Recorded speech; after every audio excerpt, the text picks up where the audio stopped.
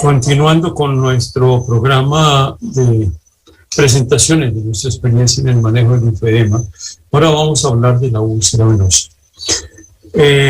Una vez más, mis agradecimientos a la doctora Yamile Yuvis y al cuerpo del comité organizador de este Summit 2021. Voy a compartir la pantalla y vamos a hablar de lo que es la úlcera venosa. Pero la úlcera venosa, dentro del contexto de la enfermedad venosa como tal, pues tenemos que hablar sobre su entorno, sobre su aspecto fisiopatológico para entender claramente cuáles son las verdaderas lesiones que se están produciendo, no solo en la úlcera en sí por la destrucción de los tejidos, sino todo lo que conlleva a la formación de esto, que nos va a cambiar un poquito el concepto real del tratamiento de la úlcera venosa bajo el concepto actual de las curaciones, básicamente. Empecemos nosotros hablando de que la enfermedad o la insuficiencia venosa crónica, ¿qué puede ser? Y este trabajo publicado por el American Venous Forum nos habla específicamente de diferenciar qué es un desorden crónico venoso, qué es una enfermedad venosa crónica y qué es la insuficiencia venosa crónica. Dependiendo de la clasificación de la CEAP, que más adelante les estaré contando cuál es, vamos a hablar de insuficiencia venosa crónica, que corresponde al C3 al C6, que es el término donde está producido todos los cambios dérmicos del edema, de los cambios de piel y de la úlcera venosa, de acuerdo a la seguridad del proceso. Debemos entender claramente qué es o cuáles son los síntomas del paciente, porque los síntomas son muy difíciles de explicar. Realmente cada paciente le da un nombre propio, llámese dolor vespertino, prurito, calambre, sensación de pesantez, cansancio, disconfort, pero no hay un parámetro específico además de esa sensación de disconfort de la pierna en el nombre que ustedes quieran. Por ello tenemos que asociarnos y ayudarnos con el tiempo de evolución, la periodicidad, si es matutino, si es vespertino, con la historia previa, antecedentes personales, antecedentes familiares, comorbilidades como la diabetes, y todo eso para ir buscando y empezar a buscar un diagnóstico diferencial de la patología venosa en sus estados iniciales. Debemos conocer que es una válvula sana, donde se produce la patología venosa como tal. Si yo tengo una válvula sana, tengo un anillo que me las conserva, una válvula funcionante, no hay patología, pero cuando empieza el tiempo y empiezan a asociarse todos los factores inflamatorios, estos P4-1, los SICAM, las diferentes alteraciones endoteliales que van a producir un proceso inflamatorio severo como es el acúmulo de leucocitos, de los neutrófilos, y van a empezar los diferentes fenómenos para alterar la pared de la válvula, se lesiona el anillo, se dilata y altera el flujo. Todo esto es consecuencia o va a ser el origen que trae como consecuencia la disfunción valvular.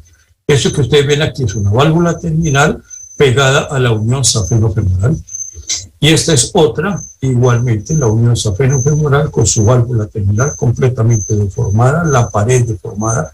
Esto es lo que se conlleva, lo que se consigue con los procesos inflamatorios y con la hipertensión venosa ambulatoria que va a producir. Y esta final es lo que se observa cuando hay un síndrome postrombótico establecido, como la pared de la vena y las senectias y estas adherencias que producen debilidas van a permitir que no va a permitir el flujo normal del flujo venoso, y aquí estamos en la unión safeno-femoral. Esto es lo que lo va a producir la hipertensión venosa y todas las consecuencias de hipertensión venosa ambulatoria distales. Bien, las varices, ustedes lo ven así, sencillo de diferenciar, diagnosticar y todo lo que quieran. Pero eso es para explicarles que la clasificación CEAP, con su actualización del año pasado, del 2020, presentado en el American Venous Forum. Esto quiere decir clasificación de clínica, que es la C, la E, la etiología, la A, la anatomía, y la P, la fisiopatología. Esta clasificación clínica, que es básicamente la que nosotros realizamos desde el punto de vista clínico, lo vamos a clasificar en 6 parámetros. El C0 cuando no hay signos visibles, C1 con las telarañas o telantáceas, C2 venas varicosas, el 2R cuando son las venas recurrentes, el 3 es cuando es el fleboedema, y el 4 en adelante, que es lo que nos va a interesar a nosotros en la charla, que son los cambios tróficos que ya hoy están muy bien delimitados porque esto es un proceso evolutivo en el tiempo. Pigmentación o eczema, el 4L y puermosclerosis con atrofia blanca y la corona pleuroctática. Esto ya es la puerta abierta para que nos llegue la úlcera, que va a aparecer el C5 de la úlcera cicatrizada, la 6 es la úlcera activa y el 6 es la úlcera activa recurrente. Esta es un nuevo concepto dentro de la clasificación porque sabemos muy bien que el manejo de la úlcera no es cerrar la úlcera. Ustedes no pueden acostar al paciente 6 o 8 meses sin moverse. La úlcera cierra sola, epitelializa y queda perfecto. Pero el problema es que si para y a los 2 meses vuelve a tener su úlcera. Por eso hablamos de la úlcera activa recurrente y por ende el tratamiento de esta patología realmente es un reto para todos los que entren en el proceso de curación o del manejo de la enfermedad venosa crónica en sus estadios del C4 al C6. Bien, la parte complementaria del CEAP, que es la etiología, la anatomía y la fisiopatología, dependerán exclusivamente del uso del laboratorio vascular. Ya no lo vamos a hacer por clínica y se hace con personal que tenga la idoneidad profesional para hacerlo y para comprender que desde el punto de vista etiológico si es congénita, si es primaria, si es secundaria.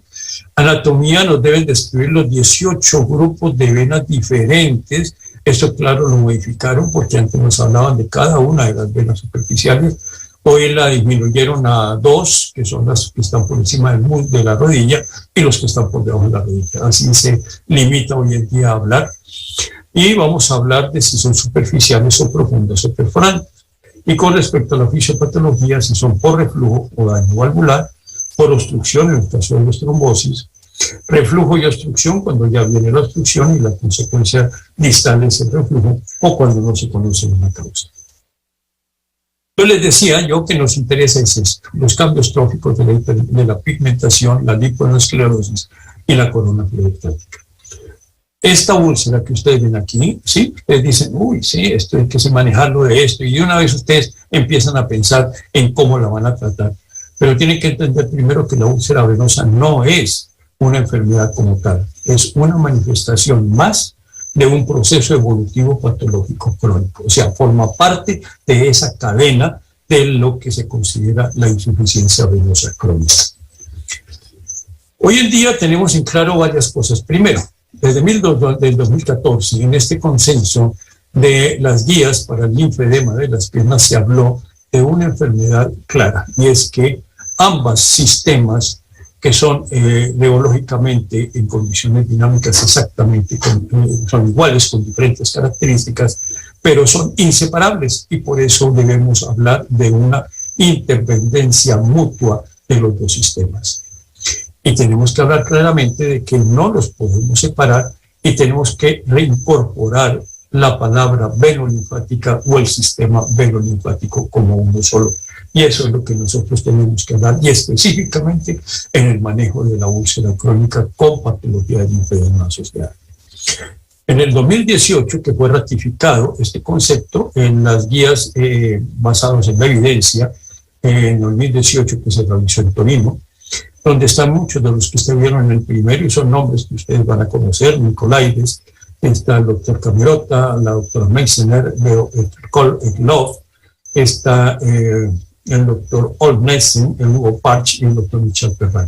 Ellos son básicamente los mismos que están aquí y son los maestros de la elasticompresión y el manejo de estas patologías. Para que me entiendan qué está pasando y qué pasa con la úlcera, si yo tengo mi úlcera en este sitio, tengo la corona pleuroctática, tengo la lipoesclerosis y tengo los cambios vénicos con el eczema. Pero ¿por qué se llega a esto? A que esto se afecte. Y esto es muy sencillo de entender. Yo tengo un daño valvular, ya sea en el sistema venoso profundo o sistema venoso superficial. Llámese por dilatación venosa, que me va a producir cualquiera de las dos, una hipertensión venosa, que voy a tener un reflujo retrógrado, o sea, la hipertensión me va a producir de un desarrollo retrógrado del flujo con hipertensión, que se me va a ir a buscar puntos de fuga. ¿Qué son los puntos de fuga? Todas las tributarias y todas las perforantes se me van a volver insuficientes. Van a buscar salida porque aquí no tienen hacia el sistema central, o sea, en el sentido centrípeto, y se convierten a buscar ese mismo sentido centrífugo a través de venas tributarias que se vuelven insuficientes, ya sean perforantes como esto, o tributarias por cualquier otro sitio. Pero esos puntos de fuga me van a producir primero una insuficiencia venosa superficial en cualquiera de los dos casos, la hipertensión es grande y los puntos de fuga me van a producir un reflujo dérmico. Todo va a tirar a buscar hacia afuera en el sentido de buscar una vía de salida de escape como punto de fuga a ese reflujo. Esa hipertensión me va a desarrollar alteraciones hemodinámicas en toda el área subdérmica para producir un daño del istangión. Ese istangión, ahí están el capilar venoso, el capilar arterial, el capilar linfático inicial, dentro de esto que es el estroma. Estos son los linfáticos iniciales, que son los que más van a sufrir, porque la hipertensión venosa me va a producir un aumento de la permeabilidad capilar de la vena y se me va a encharcar todo el tejido y los linfáticos no van a ser capaces y voy a tener primero una insuficiencia venosa linfática dinámica que con el aumento progresivo del volumen producido por la hipertensión venosa voy a tener esa insuficiencia mecánica dentro del istangión. Al producirse las lesiones dinámicas y mecánicas, como vimos en la charla anterior, lo que es la causa del linfedema, pues se nos van a destruir los linfáticos iniciales, los precolectores y los colectores. O sea, todo esto va a quedar sin linfáticos y no va a haber drenaje del agua, lo que nos va a permitir que las proteínas de alto peso molecular queden depositadas en esta zona, que son parte fundamental en el desarrollo de esa lipodermosclerosis. Entendiendo ese concepto fundamental, lo vamos a ver en vivo, y es esto lo que ustedes ven con una lipodermosclerosis, que hoy en día con los trabajos del doctor Andrzej Suba de Polonia, que es el presidente actual de la International Society, podemos ver cómo toda esta zona comprometida al aplicarle en este sitio el verde indocianina para hacer la linfografía con radiofluorescencia, vemos cómo en medio de contrastes trata de buscar salida por vasos colaterales, por vías derivativas, porque la zona central, todo esto que ustedes ven aquí está destruido. Este es el Stardust, que les digo yo, de cómo se destruye el estrellado completo y no hay linfáticos, se acabaron. Entonces ellos tienen que buscar otra zona para poder diferenciar. Igualmente en esta zona que tiene una úlcera activa, aquí están los dos puntos de aplicación del verde indocianina. En la pierna sana ven cómo se va por el flujo craneal. En cambio aquí tiene que buscar salida por colectores para buscar una vía de drenaje y llegar por colateralidad a buscar el flujo lineal por colectores normales. Pero la zona comprometida queda sin linfáticos y queda demarcada. Esto también lo vemos en el trabajo de Rasmussen en 2016, que fue el primero que publicó trabajos de estos de la enfermedad linfovenosa, cómo la zona de la úlcera está comprometida y no hay drenaje realmente. Busca zonas alternas para buscar su drenaje, pero las zonas comprometidas de la úlcera hay que dar porque no hay quien la drene y eso es lo que va a hacer que las úlceras perduren en el tiempo o la tasa de recidiva. Aquí ven la lipodermosclerosis severa de esta pierna, ven el verde indocianina, las placas que se toman y cómo toda la parte proximal, todo esto, aquí ya no hay linfáticos, ven que ni se marcan, aquí llega el borde lineal donde se aplican los espacios digitales, llega hasta un punto donde se bloquean. Al bloquearse tiene que buscar salida por algún sitio para volver a llenarse, pero se va a encontrar con otro estatus donde no hay ningún linfático en toda esta parte de la pierna. Eso es lo que nos conlleva a que no es solo manejar la pierna, quitándole las dilataciones venosas que ustedes ven aquí, hacer la curación, sino es todo cómo vamos a evitar la recidiva. Esto es otro trabajo, que es el trabajo del doctor Miguel Amore de Buenos Aires, que es el presidente electo de la Internacional, en la cual muestra la zona de lipodermosclerosis, la destrucción de los, alcanzan a verse algo lineal todavía, pero la destrucción completa en la zona de la lipodermosclerosis corroborada por la termografía. Aquí ven la pierna enferma, donde no hay absolutamente ningún linfático ya permeable en la zona de la tercio proximal y de para abajo. Eso corrobora los daños linfáticos en los pacientes con patología venosa. Entonces, para hablarles de que la disfunción linfática Cuando se rompen todas esas barreras de seguridad, cuando las proteínas de alto peso molecular aparecen a hacer su oficio, y eso asociado a la hipertensión venosa ambulatoria, al aumento de la permeabilidad capilar, al acúmulo de proteínas, pues vamos a tener 4 fenómenos químicos, físicos, vasculares y patológicos que nos van a traer como consecuencia la inflamación de los tejidos, el linfedema, la trombosis y la anoxia, que es todas las teorías que a nosotros nos habían hablado. Pues eso, aquí vemos el 1-CAM, el 5-CAM, factor de necrosis tumoral, todas las series libres que hablábamos.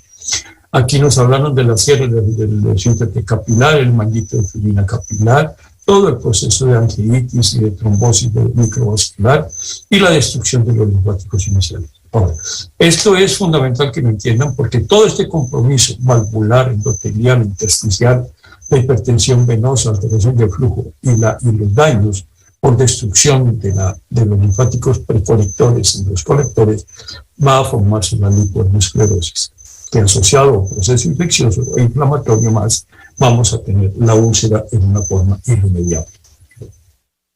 Cuando se está formando la úlcera, desde cuando aparece la parte 4A, eso se llama la fase purpúrica, que es la fase de pigmentación de eczema, donde se habla de la pigmentación, del hierro, de la infiltración celular, de la inflamación, pero esto más profundo es que se están ya dañando los linfáticos iniciales y los precolectores y tenemos una insuficiencia dinámica severa.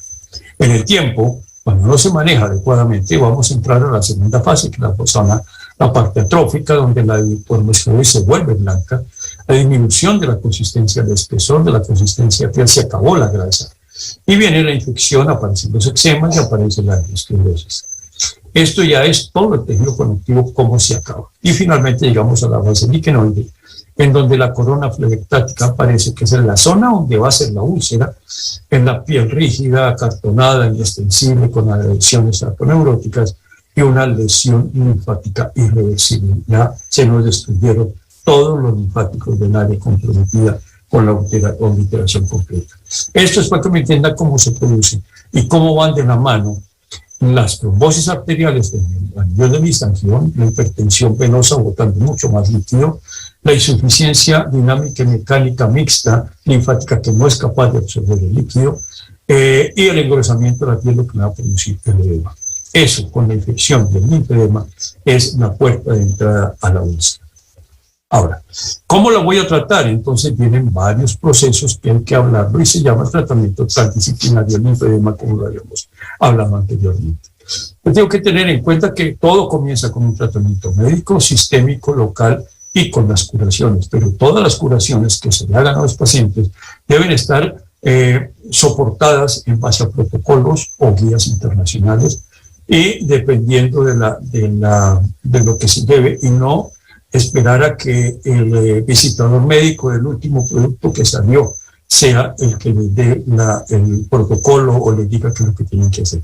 Eso tiene que tener una historia, tiene que tener un protocolo de cada servicio, de cada unidad, y por ende esto, igualmente como hablamos en la charla pasada, todo personal que maneje las úlceras tiene que estar preparado, entrenado, certificado para manejar las úlceras y no delegarlas a personal de enfermería, auxiliares o ayudantes de enfermería, que en muchos de los centros son los que hacen las curaciones. Viene la terapia física. A medida que yo ya voy compensando mi proceso infeccioso, empezamos con la terapia física, le podemos hacer todo lo que es la relajación, el relajo linfático, y empezamos a poner los vendajes multicapas. Empezamos a hacer los ejercicios biolinfokinéticos, y en una fase ya de mantenimiento, aquí logramos cerrar la úlcera, y venimos a la fase de mantenimiento, donde ya ponemos las medias o las mangas, en el reposo va dirigido, o sea, por horario. Tenemos que mirar la actividad laboral, el entorno donde vive el paciente, y el complementario que ya es la parte, o continuar con la parte farmacológica, la cirugía que necesita el paciente, y viene la otra fundamental, que es la rehabilitación vascular integral. Pero todo esto se pierde si no se hace un seguimiento adecuado del paciente. Les decía yo que el índice tan alto de recidiva de los pacientes, que puede llegar al 33 al 35% después del cierre de una úlcera, es lo usual en estos pacientes. 33% es una cifra bastante alta. Y es simplemente porque se llega a esta primera parte y no se continúa todo un proceso evolutivo terapéutico en los pacientes. Ya cuando hablamos de la elastocompresión, que es el gold estándar de esto, del manejo de las úlceras, tenemos que hablar de lo que es la compresión, la contención, la tensión, presión y el traslapaje, que eso es lo que yo le voy a poner al paciente.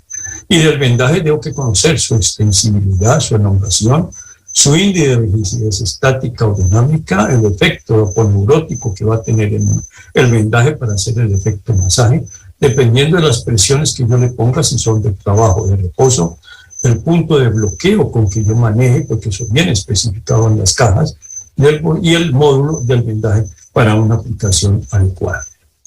Les decía que tengo que tener en cuenta además qué presiones le voy a tener y qué tensiones le voy a poner. Si yo quiero ponerle compresión, ¿qué compresión le quiero poner? Si quiero ponerle compresiones concéntricas, donde la presión vaya afuera hacia adentro, si lo voy a poner con tensiones o compresiones contentivas, donde la fuerza va de adentro hacia afuera, o le voy a tener presiones excéntricas, donde tengo adminículos o elementos o dispositivos para complementar la ley de Laplace, para volver muy hemórfica todos los segmentos, especialmente en el linfedema, lo necesitamos mucho, o cuando la pierna está muy deformada por indentaciones o por nodulaciones que tiene. Además de tener qué compresión le voy a tener, qué tensión, qué presión le voy a poner. Le voy a poner presiones de reposo, como es esta, donde la presión la voy a hacer de afuera hacia adentro, o con una presión de trabajo, donde los músculos, la sistema muscular es la que trabaja. En las presiones de trabajo simplemente comprimo las venas superficiales, no comprimo las profundas. En cambio aquí con la sístole muscular, que es la que actúa, y esto tiene efecto fascia, es la que yo hago el efecto masaje real con los vendajes inelásticos para obliterar las venas superficiales y las venas profundas en cada sístole muscular. Todo eso se consigue con la experiencia que uno tenga de manejar todos estos elementos. Pero les decía, no es simplemente colocar un vendaje, saber colocar un vendaje en forma adecuada. Esa fue la úlcera que les mostré al principio y uno dice, bueno, ¿yo qué voy a hacer con ella? Estos son casos ya muy especiales, muy avanzados, en donde este paciente lo llevamos a cirugía, le hacemos debilización de todos sus tejidos y empezamos con lo que es el sistema de presión negativa. Ponemos los sistemas conectados a las diferentes esponjas, y con esas esponjas vamos a tener un líquido que va a llenar los cálices. Pero si yo le adiciono un material, un dispositivo adecuado de protección de piel y de la herida y de las esponjas y le pongo vendajes, ese cáliz que ustedes lo llenan más o menos cada 48 horas lo cambian, aquí lo van a tener que cambiar 3 veces al día, más o menos cada 8 horas cambian los cálices. Al sacar toda el agua de la pierna va a granular en una forma exponencial y se producen resultados como este. Esta úlcera es esta. Y ustedes dicen, pero es que no es tan grande. Sí, mira hasta dónde llegaba, hasta la mitad casi después del pie, la lesión necrótica que tenía por otro lado por el mismo proceso infeccioso. Esa era la famosa corona pleuroctática que veíamos y se sabía dónde estaba. Ella ya tenía cirugía de venas, como ven aquí. Es un paciente bastante crónico. Ya puesto esto, pues lo llevamos a cirugía, se le ponen injertos de piel. Esto es al mes de operado y estos son 4 meses después de operar. Pues como les digo, el reto de nosotros es evitar las recidivas de estos pacientes. Cuando nosotros logramos ya obtener un buen tejido, no es el paciente que se le pone el sistema de presión negativa, sino el vendaje de curaciones, nosotros usamos lo que son apósitos, usamos vendajes de algodón, usamos vendajes inelásticos y vendajes elásticos. Combinaciones de altas presiones de trabajo, altas presiones de reposo, y esto es lo que hace el paciente cada 8 días de su curación, y este es el proceso evolutivo de la cicatrización que va cada 8 días cambiando, estos vendajes que van cada 8 días. Este es el proceso normal de la evolución. Todos los pacientes se quejan de que me enviejó la pierna por la arruga que le salen porque el agua salió. Al sacar ustedes el agua, los tejidos granulan prácticamente solos, como les digo, de una forma casi exponencial. Cuando ya tengo esa pierna, esa piel adecuada, con sus ejercicios, aquí está haciendo ejercicios ella la llevo a cirugía y aquí ve la cicatriz de una perforante que me nutría toda esta zona. Ella ya tenía una cirugía previa muchos años atrás y ya recidiva. Esta es una pierna 10 años después de ella. Esta es una paciente que yo quiero mucho, conocida mía desde joven, de pelado, y es la que así me ha sido mi modelo y es la que yo sigo consintiendo realmente hoy. Y esta es su pierna. No he logrado que baje de peso, sigue caminando, sigue haciendo, pero el manejo adecuado de sus medias, sí, usted la lleva, y esto me ha permitido mantener una pierna adecuada. Estos son otros ejemplos de zonas difíciles de manejo, que no es tanto el tercio de la pierna, sino la zona mareolar. Como ustedes ven aquí, con el mismo sistema de la combinación de vendajes inelásticos y vendajes elásticos, con vendaje en el sistema de vendaje multicapa, logramos nosotros cerrar cada 8 días la úlcera de este tamaño a este hermano en 4 a 5 semanas. Este es otro proceso donde la herida es completamente limpia en la zona maleolar sobre una zona previa. Y ustedes ven la corona fleotática que ella tiene. Todo esto es la corona fleotática de ella y esto va a ser su úlcera el día de mañana. Entonces, por eso hay que cambiarle su entorno. Esta ya tiene antecedentes de cirugía. ¿Sí?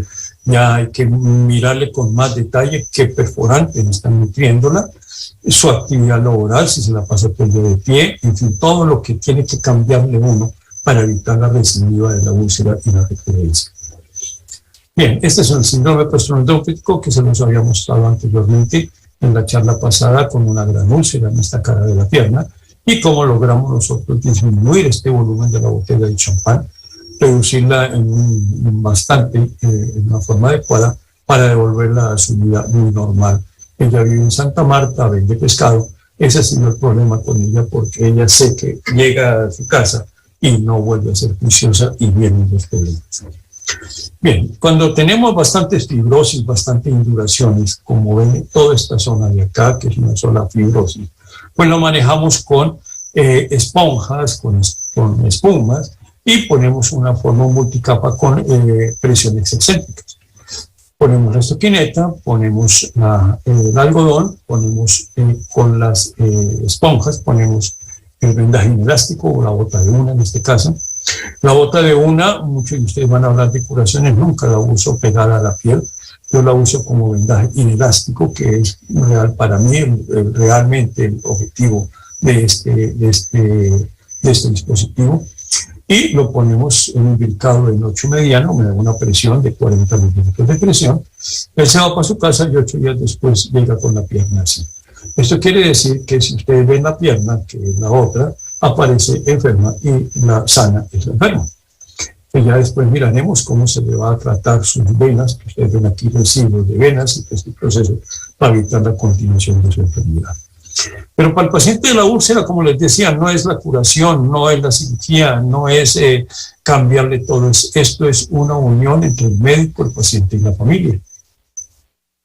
El médico tiene que tener el conocimiento de lo que son los grupos multidisciplinarios, la educación médica continua, remitirlo adecuadamente a los especialistas para que le hagan una terapia integral desde el punto de vista neurobiológico.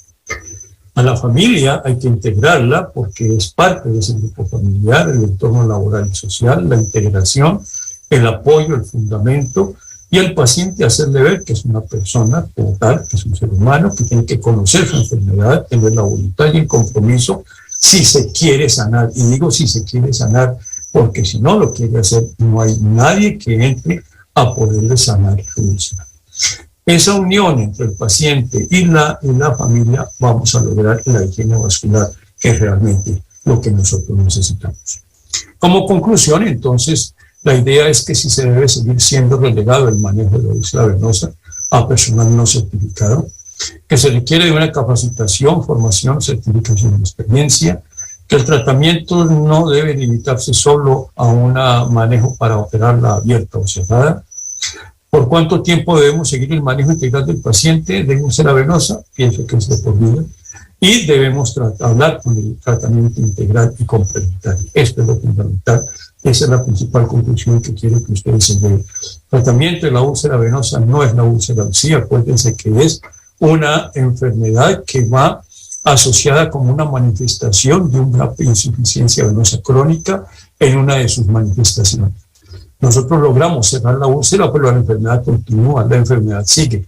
Y vamos a ver cómo es que se mejora para evitar esa cantidad tan alta de recidivos en recurrencias. ¿Y cómo lo hacemos? Para evitar esa recidiva, entonces, es reducir los síntomas, prevenir la progresión, prevenir las complicaciones, y todo lo hacemos ya con la terapia linfovenosa. que es el control metabólico, la actividad laboral, los ejercicios genéticos, las medidas con gradiente, los que necesitan gastrocompresión. El drenaje postural será fundamental, o sea, ese reposo en cama dirigido, la rehabilitación vascular, la humectación, la hidratación de la piel, los cambios de factores de riesgo y el seguimiento. Todo esto es para lograr que el paciente tenga calidad de vida y no verlo muchas veces después a los 70 años ya con grandes úlceras que se convierten en unas úlceras inmanejables. Mis datos, porque de todas maneras mi conclusión como todo es que hay que aprender y hay que tener una logística para entender todas estas cosas. Agradezco mucho la invitación a la doctora Yamílez Rubis, al grupo del Grupo Internacional de Prediabético, a la ACNI que avala estos congresos y a todo el comité organizador del Summit 2021. Muchas gracias, muy amables, quedo atento a las preguntas y dejo de compartir las pantallas. Muchas gracias por su atención.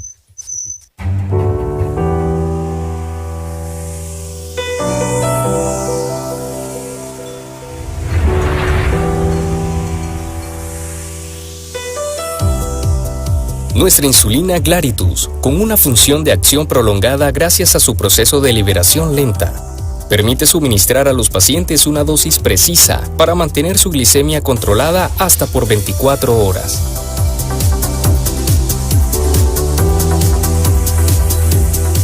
Glaritus demuestra su efectividad, seguridad y comodidad.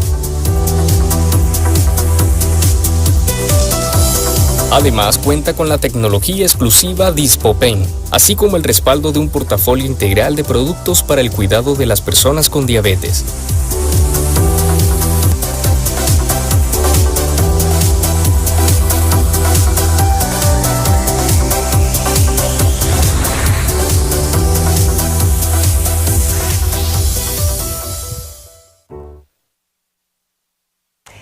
Muchas gracias nuevamente a nuestros expositores por estas excelentes y académicas conferencias. Agradecimientos a la doctora Gabriela Carró, al doctor Juan Carlos Ayala, al doctor Latorre y al doctor Fermín Martínez de Jesús por sus ponencias. Me encantaría tenerlos por favor en vivo para responder las preguntas del público. Muchísimas gracias, doctores, nuevamente por haber aceptado la invitación y por su tiempo en compartir con nosotros en este Summit EduEssenz de pie diabético y heridas complejas. Bueno, a ver, mi doctora Gaby, el tratamiento del... Gracias. El tratamiento del pie de Charcot sería de tipo ortopédico en el entendido del tratamiento integral de la diabetes. Bueno, en el tratamiento de la neuroartropatía de Charcot en fase aguda, el tratamiento es la descarga, digamos, ¿sí? En general lo que está recomendado es el yeso de contacto total. En muchos lugares no lo hacen, incluyendo donde trabajo yo. En general lo que les indicamos es una bota tipo Walker, que bueno, el riesgo de poner esa bota es que lo usan mucho menos tiempo del que dicen los pacientes que lo usan, se lo sacan. Hay un estudio donde se demuestra que los pacientes usan la bota el 30% del tiempo de lo que cargan el peso sobre el pie. Entonces, bueno, es un tratamiento muy difícil el de la enfermedad de Charcot en fase aguda, porque además el paciente hay que explicarle bien lo que puede devenir ese pie, porque no entiende o tal vez no ve el peligro que podemos ver nosotros, que sabemos lo que puede llegar a pasar. Entonces, bueno, sí, la descarga o yeso de contacto total o bota Walker, que la use el mayor tiempo posible, y bueno, después se progresa hacia otros tipos de ortesis. Y por supuesto el control metabólico. Perfecto. Doctor Juan Carlos Ayala, ¿la poliexametilbiguanida tiene algún tiempo de uso en las heridas infectadas? La respuesta se puede dividir en dos. Bueno, antes de todo, muy buenas tardes a todos. Les agradezco nuevamente la invitación. Excelente el congreso y para la respuesta tendría yo que dividirla en dos partes. Si lo hablamos preinfección o posinfección, diría yo que no habría tiempo estipulado.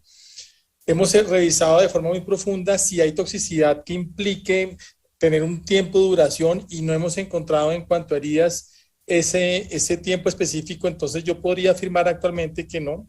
Mientras la herida está abierta, mientras uno intente hacerlo, yo creo que se puede utilizar sin el riesgo de una toxicidad, que es lo que nos preocuparía al paciente, no solo dañarle su condición por la herida, sino además sumarle una morbilidad adicional con la toxicidad de este agente. Entonces diría yo que no tendríamos en el momento algún tipo de información que nos obligue a decir que hay que tener un tiempo prolongado o no. Perfecto. Doctor Fermín, un paciente con pie diabético que ha sido revascularizado, ¿cómo sería la puntuación de la escala en este caso durante el seguimiento? Revascularizado, bueno, hay que hablar de qué revascularización nos referimos, un bypass, una angioplastía, y qué resultado obtuvimos de esa terapéutica. Es decir, ¿obtuvimos el 100% del resultado esperado o fue parcial? ¿Fue únicamente sobre la herida diana, el angiosoma diana? ¿O qué pudimos revascularizar? ¿Qué porcentaje? Dependiendo de eso, si el resultado fue exitoso al 100%, podemos decir entonces que la calificación es 0. Ya no tiene isquemia, ya está todo dentro de los parámetros normales. Pero si no fue completa la revascularización, pues tendrá que valorarse de acuerdo a la evaluación vascular no invasiva, hasta el resto de evaluaciones complementarias que se pueden hacer, Doppler, los que quieran, duplex, color, y entonces poder decir si tiene una isquemia leve, moderada y grave. Es decir, en el seguimiento, muy interesante tu pregunta, Yamile, sí cambia, y esa es la importancia del sistema de San Elian. Puede ser 0, si fue exitoso al 100%, puede ser 1, 2 y 3, leve, moderado y grave, dependiendo del éxito del procedimiento. Perfecto. Doctor Latorre, ¿a qué se refiere el tratamiento con esponja en la úlcera venosa y si se pone tratamiento con aparato de vacío?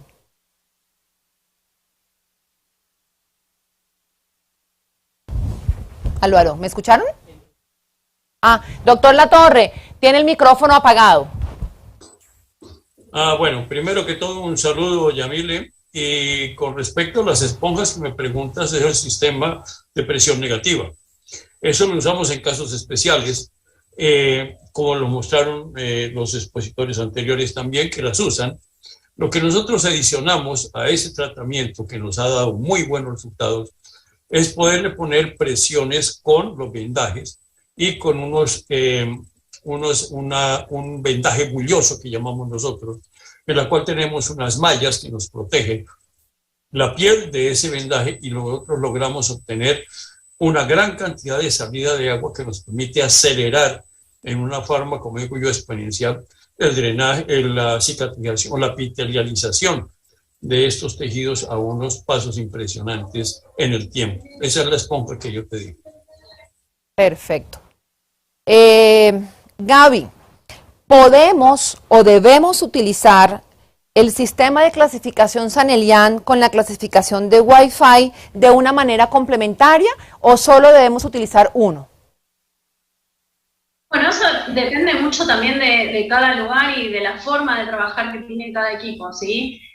Como dijo el doctor Fermín, ellos no usan la clasificación de San Elian, tienen todo un sistema armado alrededor de la clasificación con la cual trabajan en la evolución y en base a eso hacen un tratamiento, y todo el equipo de ellos y los cirujanos y todos están de acuerdo en lo mismo.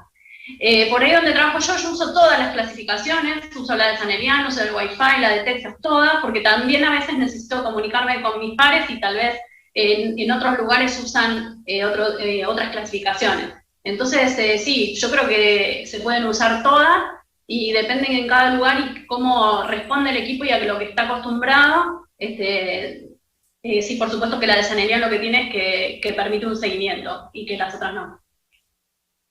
De acuerdo, de acuerdo.